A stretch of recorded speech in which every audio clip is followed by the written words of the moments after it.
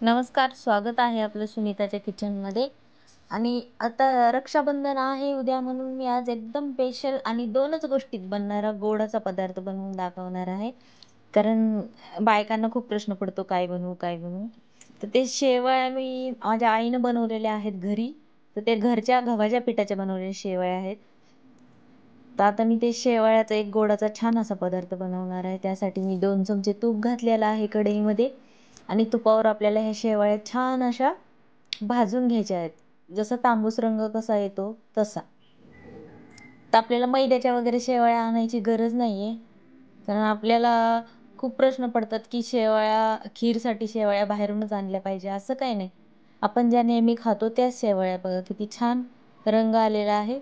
तर त्यात आपण आता अर्धा ग्लास पाणी टाकलेलं आहे आणि त्या छान मऊ होऊ द्यायच्यात ह्या पाण्यामध्ये. पहिलेच दूध नाही घालायचं आपल्याला.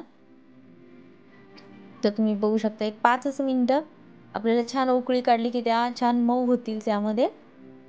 तर हे बघा, आपलं पाणी पण सोकलंय छान शेवळ्यामध्ये आणि शेवळ्या छान अशा मऊ झाल्यात आणि रंग तुम्ही बघू शकता किती सुंदर आणि छान रंग आलेला आहे. आता त्यामध्ये आपल्याला जे घरामध्ये आहेत तेवढेच ड्रायफ्रूट घालायचे आहेत. माझ्याकडे जेवढे होते तेवढेच घेतलेले आहेत मी. तुम्ही बाकी तुमच्या आवडीप्रमाणे घालू शकता. तर ड्रायफ्रूट घातलेले आहेत. आता आपण ह्यामध्ये ग्लासभर दूध घालूया. तर तुम्ही बघू शकता, मी एक पूर्ण ग्लास भरून दूध घातलेलं आहे आणि आता आपल्याला छान अशी उकळी काढून घ्यायची आहे या दुधाला. आजूबाजूचे चिटकलेल्या शेवया आपल्याला काढून घ्यायच्या चमच्याच्या साहाय्याने आणि हे छान मिक्स झालेलं आहे. उकळी आली. आता आपल्याला यामध्ये एक छोटी वाटी भरून साखर घालायची. जसं तुम्हाला गोड आवडतंय जास्त कमी करू शकता. तर मी साखर घालून मिक्स करून घेतलेला आहे. तर तुम्ही बघा, ह्याचा रंग बघा किती छान. आपण खीरही बनवू शकतो याला आणि अगदी 10 मिनिटात पटापट आपण ऐनवेळी सुद्धा बनवू शकतो. हा असा गोडाचा पदार्थ आहे, सगळ्यांना आवडतो. मुलांना आवडतो, मोठ्यांना आवडतो, सगळ्यांनाच आवडतो.